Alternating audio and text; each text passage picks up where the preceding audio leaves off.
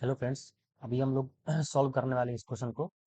और ये इसमें जो है क्या है क्वेश्चन। तो एक सिंपली सपोर्टेड बीम है और उसमें क्या लग रहा है। उसमें लग रहा है एक पॉइंट लोड और एक यूडीएल लग रहा है। तो इसको हम लोग निकालेंगे। यहाँ पे सपोर्ट रिएक्शन क्या है, ठीक है। सपोर्ट रिएक्शन यहाँ पर जो है वो कैसे निकलेगा। तो यहाँ पर देखो, अगर ये हमारा बीम है पूरा, तो एक नीचे से रिएक्शन आ रहा होगा, ठीक है। और एक यहाँ से रिएक्शन आ रहा होगा। ये हमारा आर ए है पॉइंट पर ए पर, और ये आर बी है, ठीक है। और एक यूडीएल लग रहा है, तो यूडीएल का जो हमारा रिजल्टेंट है वो कहीं मिड स्पैन पे लग रहा होगा। L/2 होता है, तो वो फाइंड करेंगे। और एक हमारा पॉइंट लोड लग रहा है, ठीक है, जो कि 10 किलो न्यूटन का है, ठीक है। तो यहाँ से जो डिस्टेंस है हमारा 2 मीटर है, और ये हम लोग अभी फाइंड करने वाले हैं। तो यूडीएल का जो टोटल लोड है, फाइंड टोटल लोड, ठीक है, यूडीएल का जो हमारा है। तो एक यूडीएल हो जाएगा, देखो यहाँ पे यूडीएल हो जाएगा प्लस पॉइंट लोड हो जाएगा, ठीक है। तो यूडीएल, अभी यूडीएल का हम लोग निकाल रहे हैं। तो 5 किलो न्यूटन पर मीटर इंटू टोटल डिस्टेंस। तो टोटल डिस्टेंस कितना है, ये 3 और 2 5, तो 5 5 जा 25 किलो न्यूटन, ठीक है। तो ये कितना आ जाएगा, 25 किलो न्यूटन डिस्टेंस। तो डिस्टेंस कितना हो जाएगा, देखो। तो डिस्टेंस हमको पता है कि जितने स्पैन पर यूडल फैला हुआ रहता है, उतने स्पैन से उतना ही स्पैन में बीच पर जाकर वो उसका रिजल्टेंट लाई करता है, ठीक है।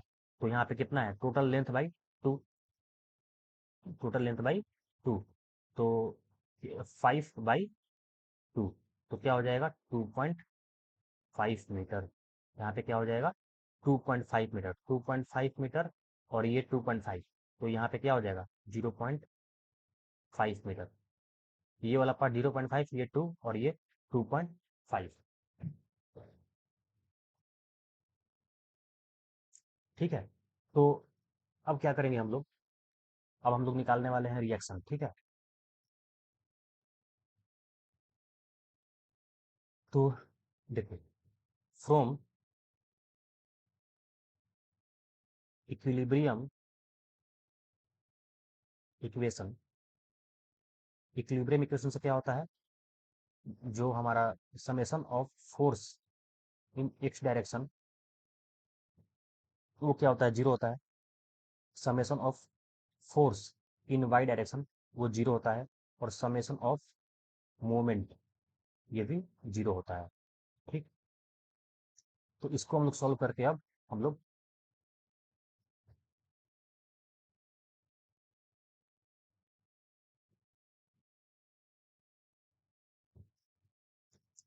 करने वाले हैं। तो summation of force into x direction में कोई फोर्स नहीं लग रहा है, तो इसको हम लोग नहीं करने वाले, ठीक है। इसको हम लोग छोड़ देंगे। तो यहाँ से क्या हो जाएगा, वाई से। तो देखो, वाई में क्या है, तो हमारा जो बीम है एक ऊपर जा रहा है। अगर हम ऐसे ले रहे हैं, ये एक्स है हमारा, और ये हमारा वाई है, ठीक है। और एक यहाँ जा रहा है। और देखो, एक लोड हमारा जो बीच में आ रहा है और एक आ रहा है। तो ये कितना हो जा रहा है, पूरा पूरा ये 25 किलो न्यूटन, और ये 10 किलो न्यूटन, 10 किलो न्यूटन, ठीक है। और ये आर ए और ये आर बी, ठीक है। तो R A plus R B, X का तो नहीं बात कर रहे हैं हम लोग, सिर्फ वाई का बात कर रहे हैं। R A plus R B क्या हो जाएगा, 25 + 10 = 35। तो R A plus R B 35 kilo newton हो जाएगा। ये हमारा इक्वेशन 1, ठीक है। अब मोमेंट, अब मोमेंट का बात करेंगे हम लोग।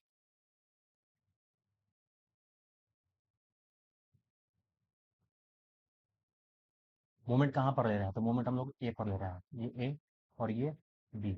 हम ए और बी कहीं पे भी ले सकते हैं। ए पर ले रहे हैं हम लोग, समेशन ऑफ मोमेंट एट ए क्या हो जाएगा, जीरो। तो अगर यहाँ से मोमेंट लें तो क्या हो जाएगा, देखो, ये हमारा 0.5 है, और ये हमारा 2 मीटर है, ये मीटर, और ये क्या हो जाएगा, 2.5 मीटर। यहाँ पर मीटर छूट गया है। ठीक है। तो बेसिक सा बात है कि जो मोमेंट होता है हमारा perpendicular force into perpendicular distance. ठीक है। तो फोर्स कितना है, अब आरे को तो छोड़ देंगे क्योंकि ए पर ले रहे हैं, तो अगर आरे का मोमेंट निकालते हैं तो जीरो हो जाता है। तो क्योंकि ए, आरे से ए का डिस्टेंस कितना है, जीरो है, तो कोई किसी को भी मल्टीप्लाई करोगे जीरो से तो जीरो हो जाएगा। अब उसके बाद 25 किलो न्यूटन। तो 25 किलो न्यूटन को हम लोग क्या ले रहे हैं, अगर ये हमारा क्लॉक वाइज बना रहा है और ये हमारा एंटी क्लॉक वाइज बना रहा है, आरबी जो है वो एंटी क्लॉक वाइज बना रहा है, और ये भी ए के लिए, और 10 किलो न्यूटन जो है वो भी क्या बना रहा है, वो भी क्लॉक वाइज ही बना रहा है। ठीक है। तो क्लॉक वाइज को पॉजिटिव ले लेते हैं, और जो एंटी क्लॉक वाइज है उसको नेगेटिव ले लेते हैं। ठीक है। तो 25 इंटू डिस्टेंस कितना है, 2.5। ठीक। फिर प्लस, ये भी प्लस में ही लेंगे इसको क्योंकि ये क्लॉक वाइज है। तो 10 किलो न्यूटन इंटू 3। अभी एंटी क्लॉक वाइज माइनस हो जाएगा ये। ठीक है। तो माइनस हो जाएगा तो उसको क्या करेंगे, आर बी इंटू 3 to 5। ठीक है। Equal to zero. ठीक।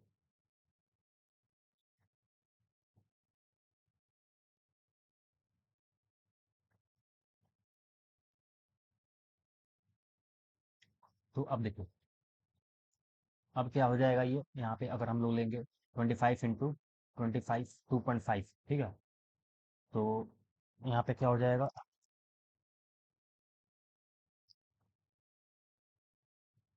62.5 हो जाएगा ये,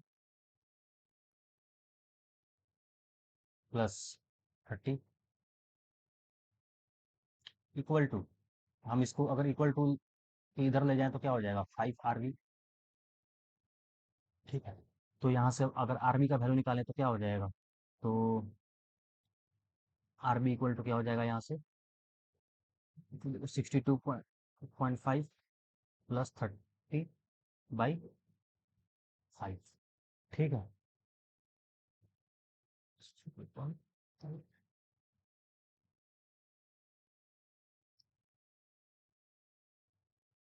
18.5।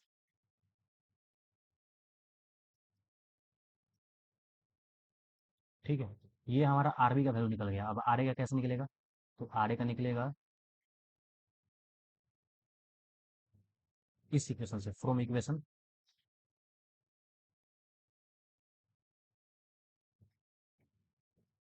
1। ये हमारा इक्वेशन 1 जो है, तो आरए का वैल्यू कैसे निकल जाएगा, तो आरबी, आरए प्लस आरबी क्या था, 35। तो 35 में से इसको माइनस कर देंगे।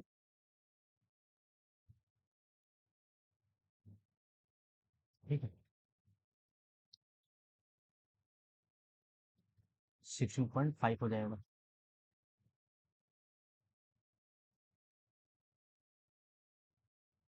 तो ये जो हमारा है,